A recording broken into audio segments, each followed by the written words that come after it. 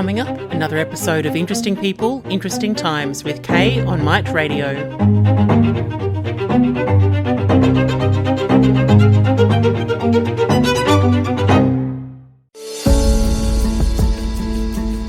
At MITE Radio, we offer you a platform for diverse opinions and perspectives through our presenters and other listeners. We encourage active participation, critical thinking, and lifelong learning. It's important to recognise that views expressed by individuals are their own and not those of management or stakeholders. Certain content might not resonate with everyone. If it bothers you, please explore other programming alternatives. Thank you for being part of MITE Radio's inclusive community. And welcome to Interesting People, Interesting Times on MITE Radio. I have the absolute pleasure to have Rells here as a guest. Thank you very much for coming and joining me. You're most welcome. How are you this evening? Yeah, I'm really good, thank you. You're here for Carers Week particularly because you have had some experience as a carer. Tell us a little bit about you as a person before we get into too much about that. Your name is Sherelle. Yes, my name is Sherelle. Yes. I generally go by Rells by those who know me. I am currently working in the mining industry as a service technician, so basically just looking after the machinery up on the mines. I am a mother of a 13-year-old and I am 32. I really like to get into art and I love being in nature. Right, okay. Very good for mental health, isn't it? Yes. Nature and being out there and doing some walking and taking in some of that. Yes, I was actually had the pleasure of interviewing the ex-mayor of Bayswater just recently, which is our local area here, and he was talking to me about the idea of having nature walks. So basically all the different parks are connected to each other so you could move from one to the other without having to go past, buildings and cities and stuff in between. And I think that's just the most amazing idea. You could just sort of wander and then, try and figure out how to get back again. Anyway, let's go to a song and then we're going to find out a little bit more about you and your role as a carer. Thank you.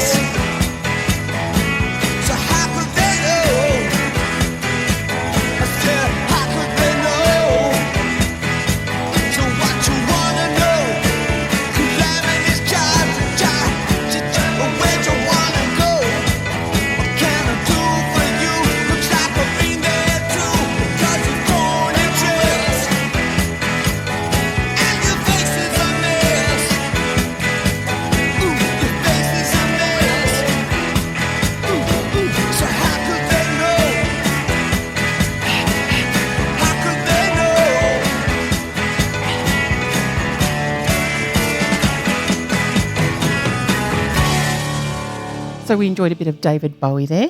We didn't have the music that is usually your choice, but we've got a bit of David Bowie this evening and a couple more artists there that we're throwing in, because that's what ChatGPT told me.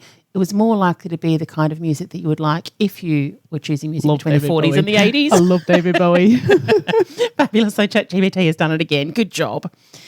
So tell us a bit about your care role. You know, who was it that you spent time caring for? Yeah, so I actually cared for my nan for 4 years. She moved here over to Australia with us when we did the relocation. She'd had viral encephalitis on the brain, so she kind of forgot who she was and struggled with some things. She was pretty good at, you know, doing her general day-to-day things, but things like taking her out and going for medications. You know, she was at an age where sometimes she'd become incontinent and, you know, she'd have a bit of a panic about it. So it was always just reassuring her that it's okay, like, you know, these things wash and we've got mattress protectors for a reason, like, you know, and just being there as a constant for her, like making sure she's eating regularly because they do like to avoid the food when they start to age as well. So she lived with me and my daughter from when my daughter was born up until Grace was almost 4. When she passed, unfortunately, she got pneumonia and didn't make it. So, you know, but we flew her back to the UK and buried her with my grandfather.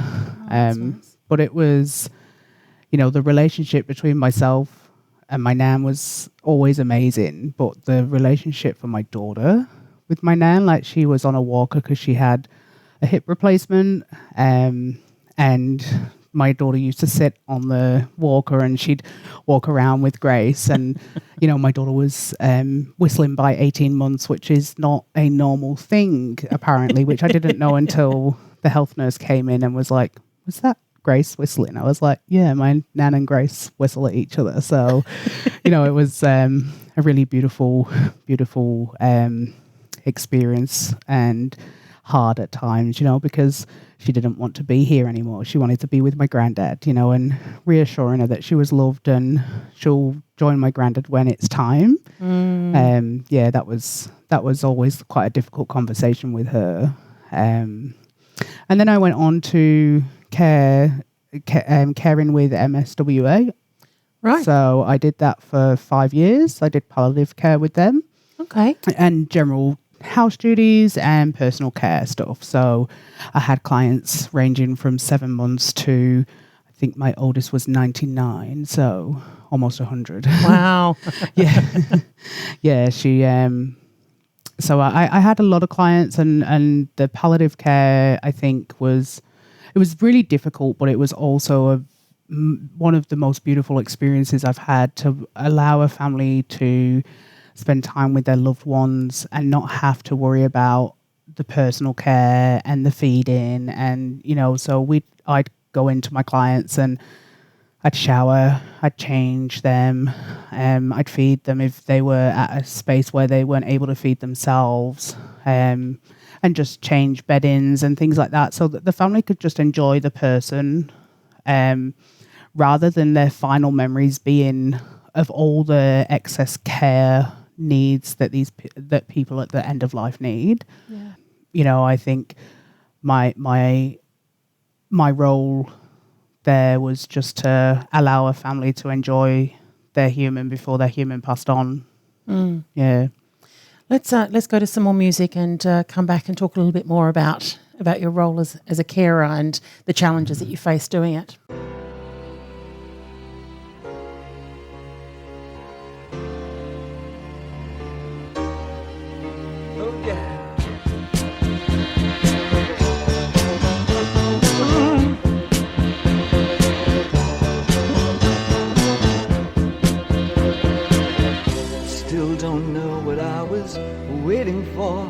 And my time was running wild, a million dead-end streets. And every time I thought I got it made, it seemed the taste was not so sweet. So I turned myself to face me, but I've never caught a glimpse how the others must see the faker. I'm much too fast to take that test. Changes. Turn and face the strain. Changes. Don't wanna be a richer man. Changes. Turn and face the strain. Changes. It's gonna have to be a different man. Time may change me, but I can't trace time.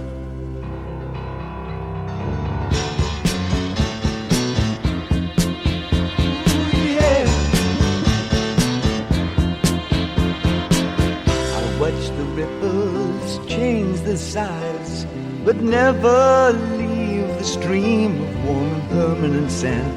So the days float through my eyes, but still the days seem the same. And these children that you spit on as they try to change their worlds are immune to your consultations. They're quite aware of what they're going through. Changes. Turn and face the strain. Changes. Don't tell them to grow up out of it. Changes. Turn and face the strain. Changes. Where's the shame you've left us up to our next event? Time may change me, but you can't twist time. Strange fascination fascinating me. Changes are taking the pace I'm going through. Changes. Turn and face the strain. Changes. Ooh, look out, you rock and rollers. Changes. Turn and face the strain. Changes. Pretty soon now you're gonna get older.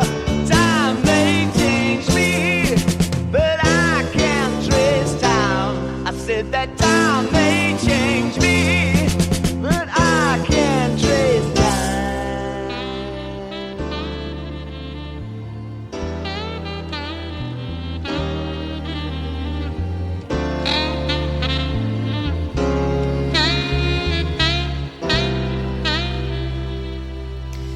You're back with interesting people, interesting times, and I have the pleasure of having Rells here, and we're talking about the role as a carer.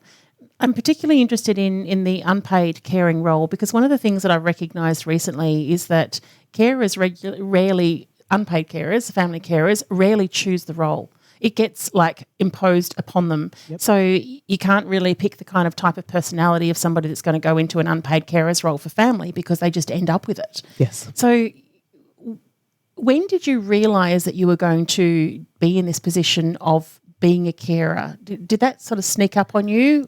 It was kind of dropped on me from a quite a great height. My daughter was 11 weeks old, and I was actually living with my parents at the time, and my parents moved into another rental and left my nan behind with me. Okay. So it was kind of a no choice thing. I don't have any resentments for that because it was such a beautiful relationship we got to manifest, but it was also difficult as well. Because I was 18, I was a new mum. Yeah. Sorry, I was 19.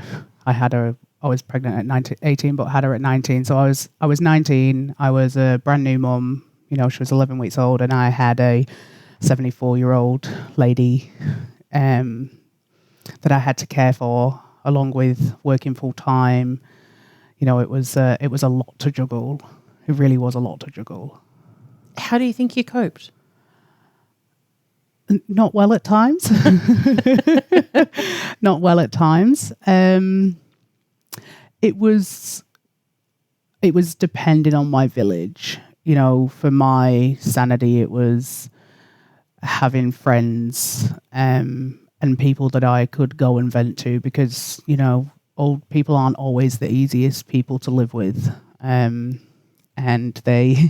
people in general aren't very easy to live with, but, you know, we all have our things that can frustrate each other when we're in a living household. And it was good to have friends around to be able to just go and be like, oh, today has just been too much. Nana's refusing to eat, you know, she's refusing to take her medications and she's refusing to shower, you know, she's just kind of stewing in her own self, you know, and that happens, you know.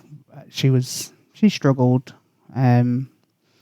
but it also then meant that I struggled, you know, because it was kind of this battle of you need to take them, but, you know, I can't force feed you and I can't force you to take your medications. So, yeah, I think having a village of friends, I didn't know that there was support things around for the first 2 years. And then we ended up getting in touch with the daycare after she fell and broke her hip.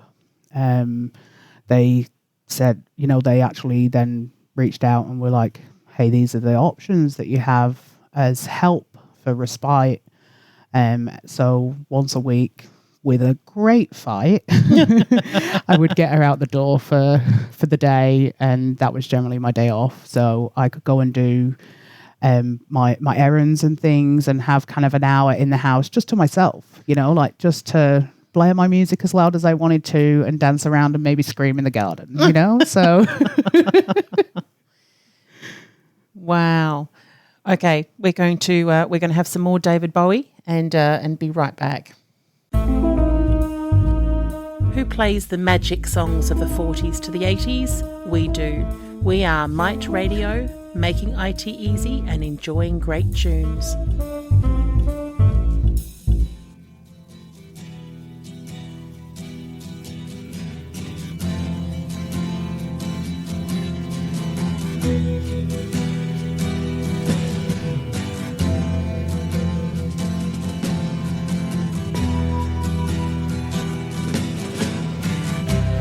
Ground control to Major Tom. Ground control to Major Tom. Take your protein pills and put your helmet on. Ground control to Major Tom. 7, 6. Commencing countdown, engines on. 3, 2. Check ignition and may God's love be with you.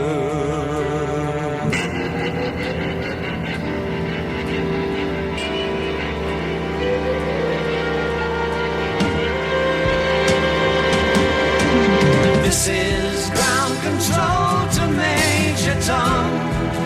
You've really made the grade, and the papers want to know whose shirts you wear. Now it's time to leave the capsule if you dare. This is Major Tom to ground control.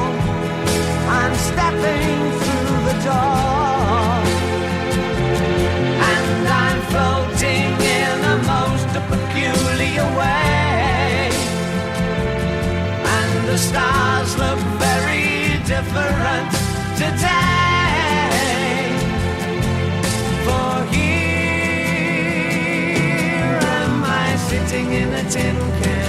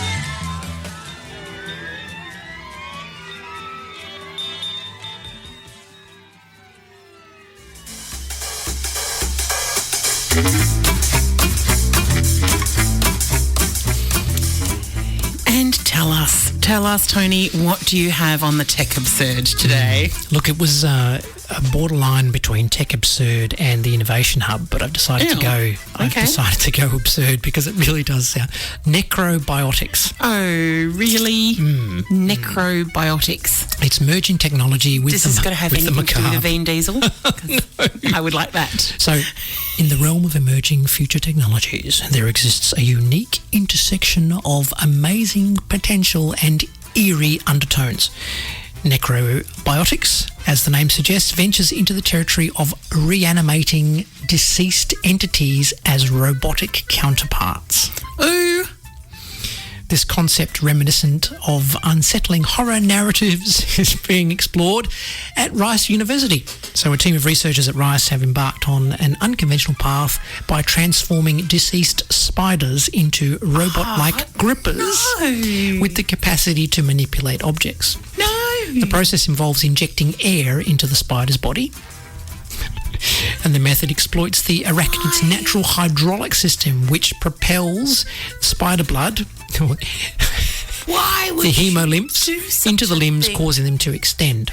So, at present, necrobiotics, the concept resides in its nascent stage, hinting at a potential future where deceased animals contribute to scientific achievements. Oh, that's It non-consent. teeters on the boundary between scientific exploration and the eerie, conjuring associations with the tale of Frankenstein.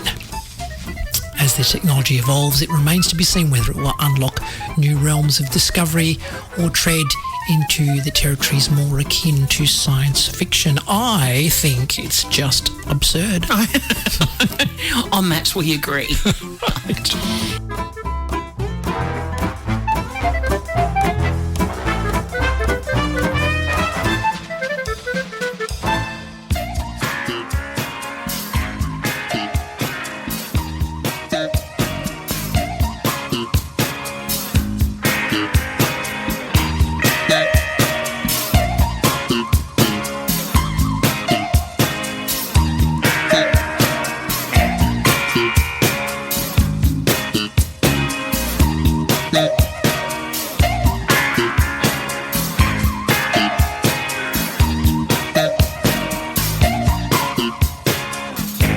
Do you remember Agatha's being?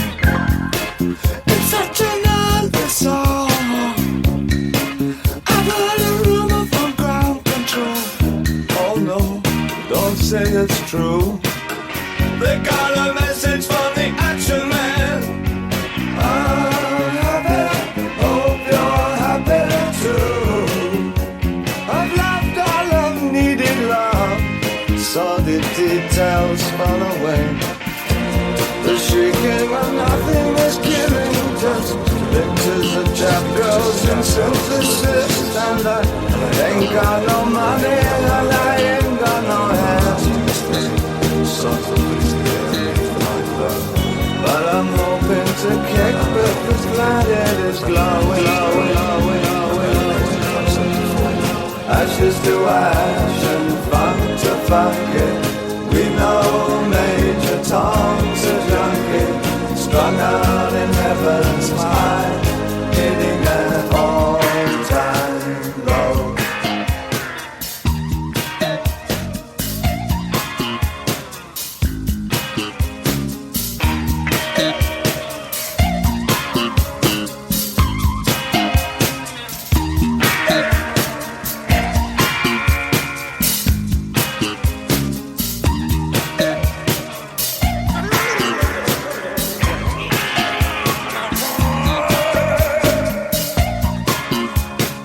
Time and again I tell myself I'll stay clean tonight, but the little green wheels are following me.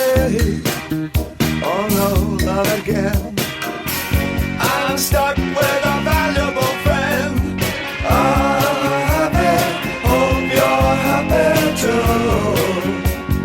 One flash of light, but no smoking pistol. I've never done good things. I've never done bad.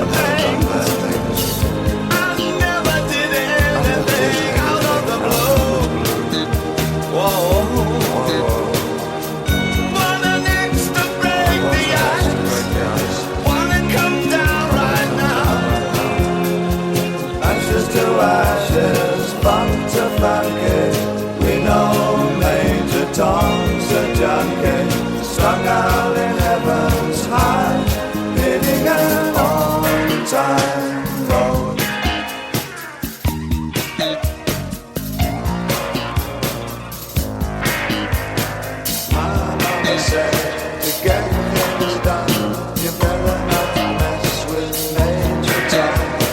My mama said, to get things done, you better not mess with Major Tom.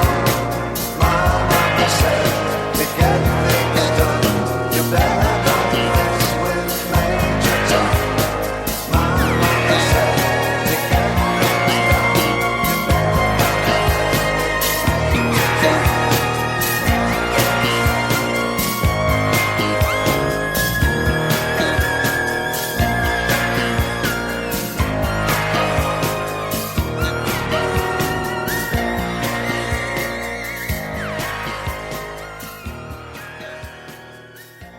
So, Rells, tell me about the services that you mentioned. Did you find that there were good government services out there to help you when you eventually found there were some, or what was your experience with the system? Look, the day centre that my nan went to was a local one.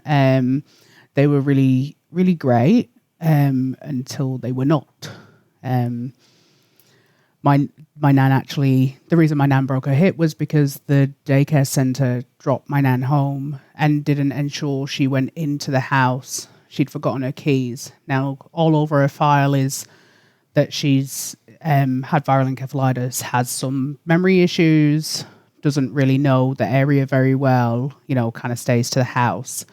And they left before she'd got into the house. She couldn't get into the house. I was at work and she'd gone wandering to go to my parents' house, which was just down the road, but she'd gone the wrong way and the curbs over here are a little bit deceiving, and she's fallen and gone off the curb. So dealing with the daycare centre through that process of trying to find her, it was like trying to get in touch with somebody was very difficult to find out where she was. So we didn't know where she was and we couldn't get in touch with anyone or any superiors from the daycare centre. So it was quite difficult. But I think, overall they were fantastic, and it was a slip of, that she probably looked like she was going in the door and they've kind of gone, all right, see you later, off we go, and mistakes happen, so, and they were really good after it, making sure, like, she carried on going to, because she's had two hip operations. This was her second one, and they were really good with making sure that she was in the door. They had someone go out the van with her and get her into the door, and make sure the door was closed behind her and stuff, because she wasn't at that stage where her memory was, she wasn't dementia, so she wasn't kind of like just leaving the house willy-nilly. So but finding the government services and how to access them at that time, like, I think for myself was a little bit difficult because it's a little bit overwhelming, because there's lots of different, like, or get in touch with these people or get in touch with those people. So, and services for myself as well as a carer, because, we need respite and we need people for support and help as well. Like, as an unpaid carer, it can be difficult to find the time in your day, full-time parent, full-time worker, full-time carer, to actually be in contact with these places and get referrals and speak to these people. So, yeah. Do you feel that there was a period of time at the beginning of your caring that you didn't recognise it as a carer role? Was there a sense that I'm just doing what you're meant to do because it's just family? Most definitely, yeah. It wasn't until Nana had her first fall and the ladies that were coming to, like, check on her and the nurses and stuff that were like, do you need any extra support? Like, and I was like, no, this is just how life is, this is just what my life is, and they were like, well, you're a carer, we have things out there that can help and give you a bit of a break. And I was like, oh, wow, okay. Like, I'm a carer. Didn't really look at it that way. I just looked at it as she's my nan and, family takes care of family. So, yeah. I think that's a fairly common reaction And hopefully it's changing. You know, with recognition, I know Carers WA is spending a lot of time trying to focus on recognising, you know, unpaid carers as carers, so that they can get that kind of support that you're talking about. Yeah. And I think finding a support group for carers, I think that would be something that is a good endeavour for anybody in the future. Like joining a Facebook page that supports people who are carers, that maybe do group cup of teas, or, you know, where they can be with people who deal with the same day-to-day stresses. I think that is something that would be good to maybe start up for people who are unpaid carers. Let's have another talk about that just in a few minutes.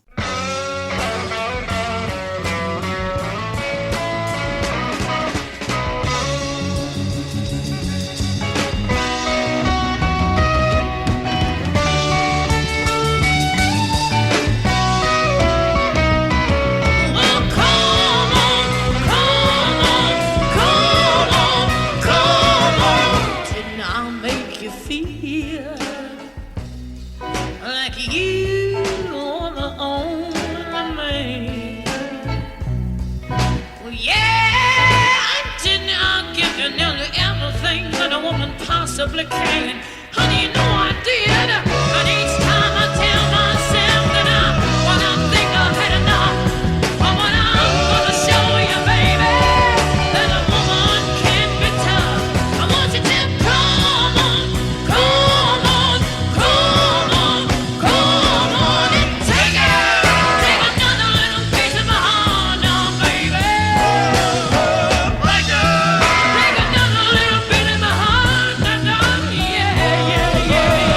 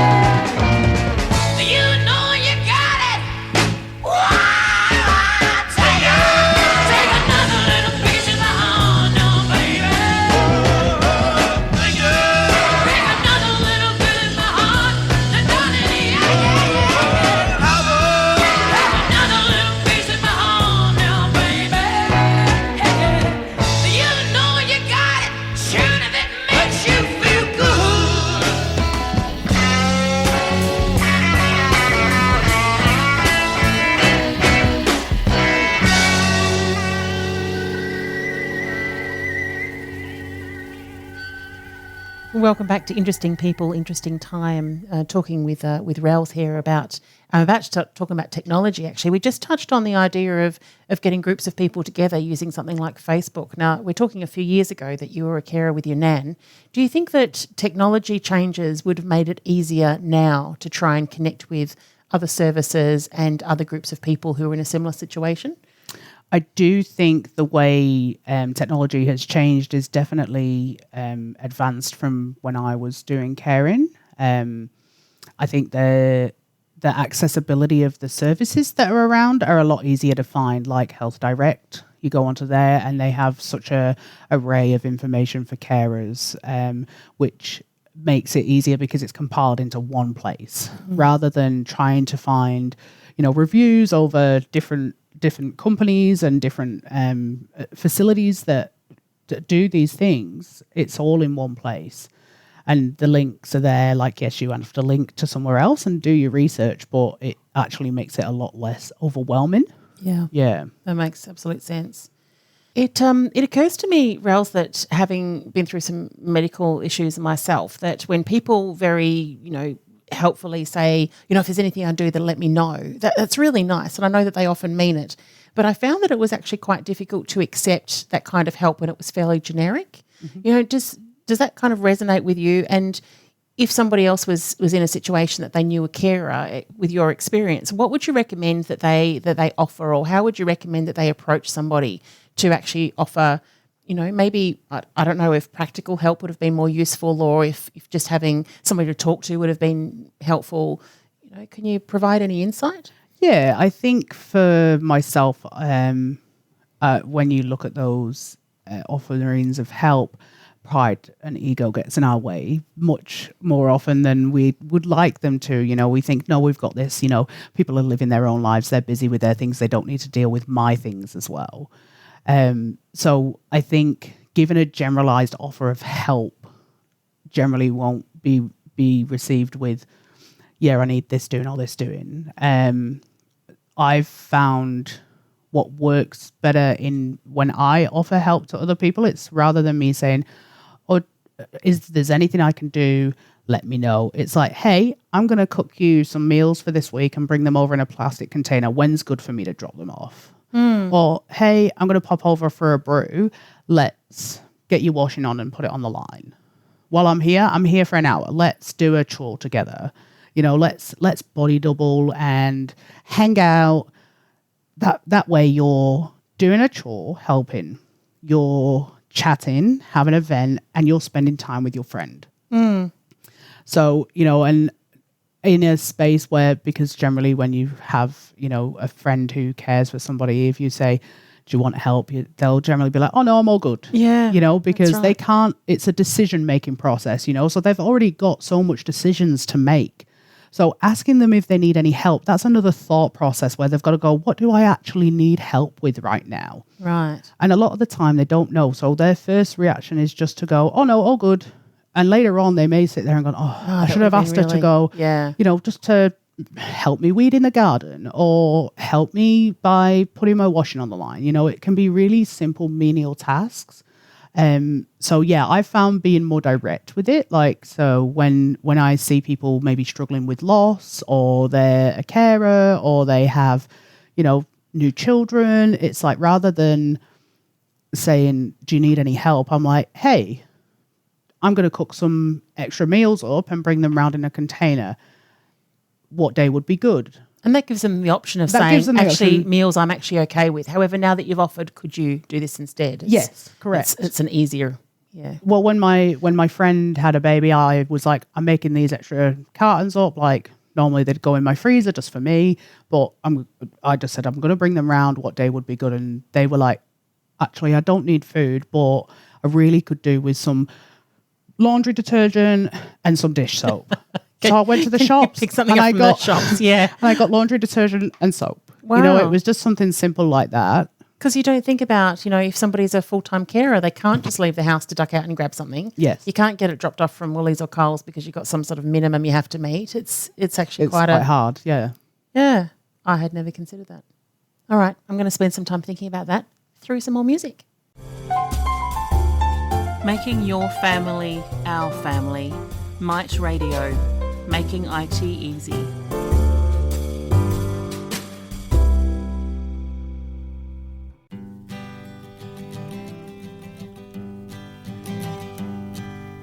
Busted flat in Baton Rouge, waiting for a train, and I was feeling near as faded as my jeans. Bobby thumbed a diesel down just before it rained. It rode us all the way to New Orleans. I pulled my harpoon out of my dirty red bandana. I was playing soft while Bobby sang the blues. Windshield wipers slapping time, I was holding Bobby's hand in mine. We sang every song that Javi knew. Freedom is just another word for nothing left to lose. Nothing, I mean nothing, honey, if it ain't free. Yeah, feeling good was easy, love, when he sang the blues. You know, feeling good was good enough for me. Good enough for me and my Bobby, yeah. From the Kentucky coal mine to the California sun, yeah, Bobby shared the secrets of my soul. Through all kinds of weather, through everything that we've done, yeah, Bobby, baby, kept me from the whole world. One day up near Salinas, long, I let him slip away. He's looking for that home, and I hope he finds it. But I trade all of my tomorrows for one single yesterday, to be holding Bobby's body next to mine. Freedom is just another word for nothing left to lose. Nothing, that's all that Bobby left me. But if feeling good was easy, loud when he sang the blues. Hey, feeling good was good enough for me. Good enough for me and my Bobby, yeah. La da da, la da da da, la da da, la da da da, la da da, la da Bobby, yeah. La da da la da, la da da da, la da da Bobby, yeah. La da da, la da da.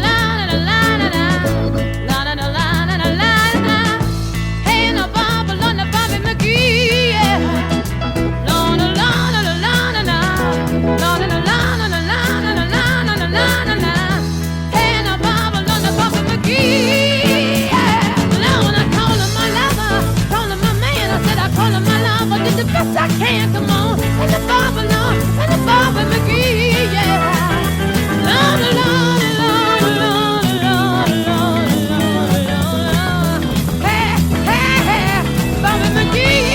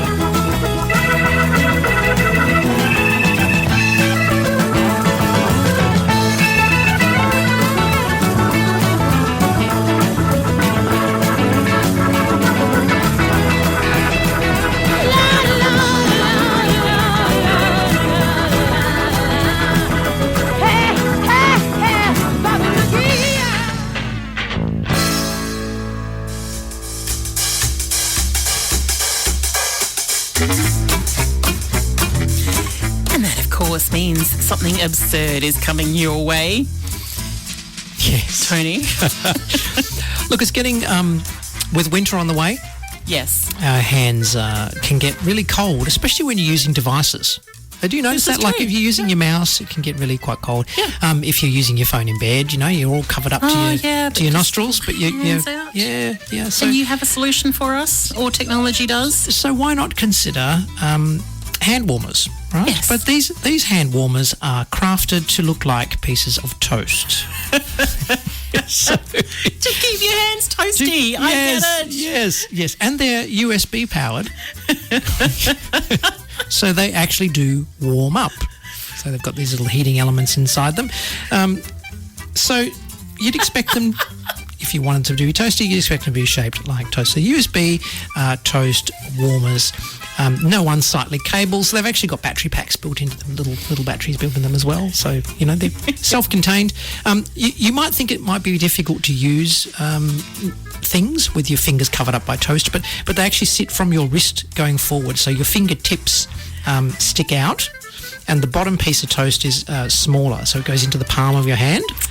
And the top piece goes over the top. So you can just retract your fingertips if you want to warm them up briefly, and then you're completely enclosed, or you can just stick them out like a spider's legs kind of thing, and grab hold of your remote control or your phone or whatever the case is. Look, they're ridiculous, but they are real. USB wireless hand warmers. Check them out on Google and see. Wow, what you and think. look for them in your Christmas stocking coming up.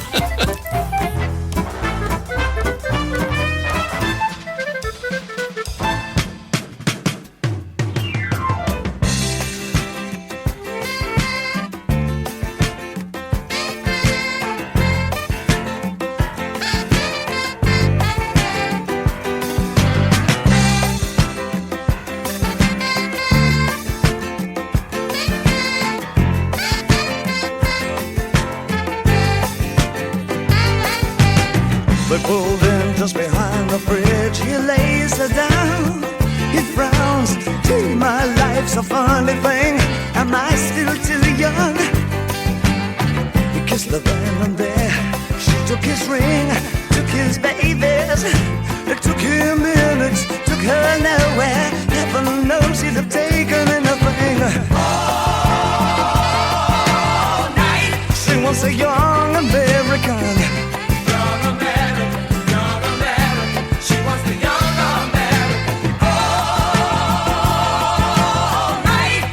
The young American standing right through the picture window. She finds a slinky vagabond. He calls as he passes a Ford Mustang. But heaven forbid she take anything but the freak and his title for nothing. This is a step and cuts his hand, showing nothing. It swoops like a song. She cries, where have all Papa's heroes gone? All night. She wants a young American. Young American. Young American. She wants the young American. All right. Well, she wants the young American. All the way from Washington. Her breadwinner begs off the bathroom floor. We live for just these 20 years. Do we have to die for the 50 more? Hell, all right.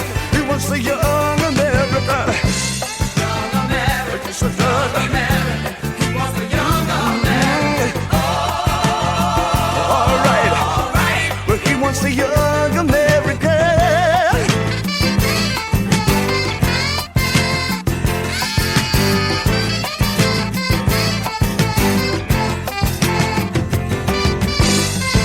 Do you remember your President Nixon? Do you remember the bills you have to pay, or even yesterday?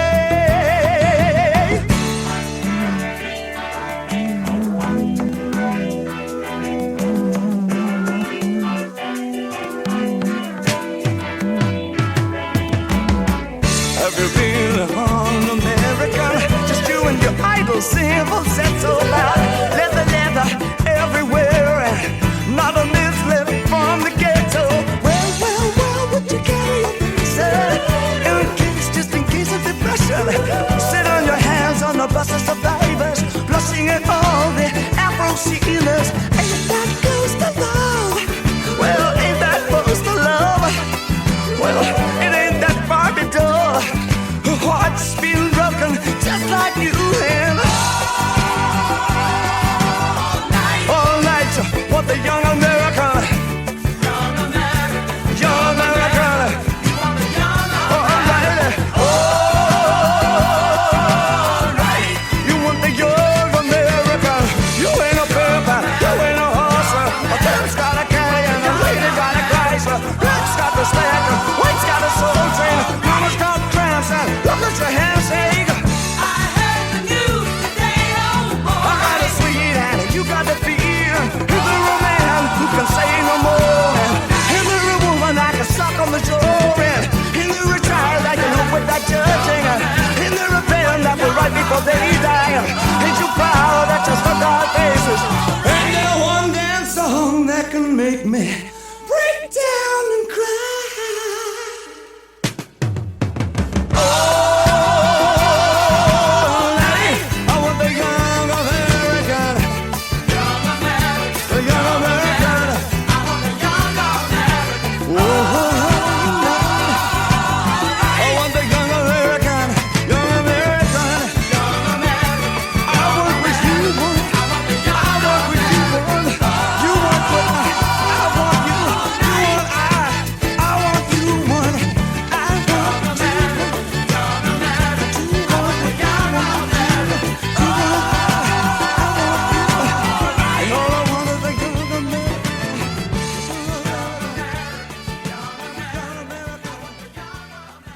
Okay, you doing okay? Yeah. Yeah. Do you want to? It's good because my brain can, like, it generally will tend to be like, okay, what do we do in this situation? Like, whether it's as a carer or not as a carer, like, you know, so the help thing, it was something that I learned a couple of years ago because I am terrible at accepting help.